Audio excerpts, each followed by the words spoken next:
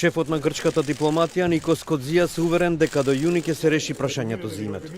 Тој во интервју за новинската агенција Reuters оценува дека тоа е во интерес и на Грција и на регионот.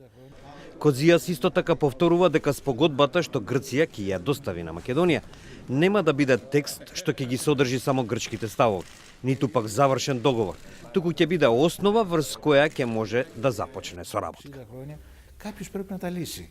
Στη ζωή ο Μέγας Αλέξανδρος, που είναι ένα όνομα διεκδικούμενο, έχει αποδείξει ότι πρέπει να κόβουμε τους γόρδιους δεσμούς. Κάποια στιγμή πρέπει να τελειώνουμε αυτά. Και έχω μια έκφραση. Во врска со тоа што грчката влада не успеа да формира широка политичка поддршка за преговорите, Коdzias вели. Είναι αυτονόητο. Και να σας πω και κάτι που είναι λίγο παράδοξο. Ας πούμε ότι δεν κάνουμε συμφωνία για το όνομα σήμερα. Ποιο όνομα θα μείνει? Διεθνώς θα μείνει το Μακεδονία σκέτο, άρα δεν είναι κανένα καιρός, και στη σχέση μου θα μείνει το πρώην Ιουγκοσλαβική Δημοκρατία της Μακεδονίας. Коdzias додава дека лингвистичката акробација е залажување, затоа што граматички името ќе го вклучува терминот Македонија, но со хронолошка дефиниција.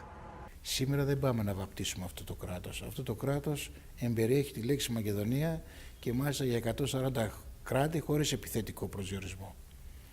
Σήμερα αυτό που κάνουμε είναι ο γάμος. Είναι σαν μια ωραία κυρία που έρχεται στο γάμο και αναρωτιέται αν στο επίθετό της θα προσθέσει και το επίθετο του ανδρός της.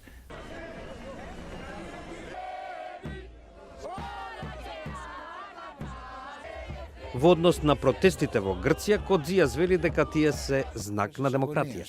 Εγώ πιστεύω και στις δύο χώρες οι άνθρωποι που δεν συμφωνούν σε έναν καλό συμβασμό, δεν λέω σε ένα κακό συμβασμό ή σε ένα λαθασμένο, αλλά σε ένα καλό συμβασμό, δεν είναι άνθρωποι κακών προθέσεων. Είναι άνθρωποι που βλέπουν το πρόβλημα από μια άλλη γωνία, χωρίς ίσως την ιστορικότητά του και χωρίς να έχουν τις σκέψεις τις μελλοντικές προοπτικές της συνεργασίας, και έχουν μια ανησυχία.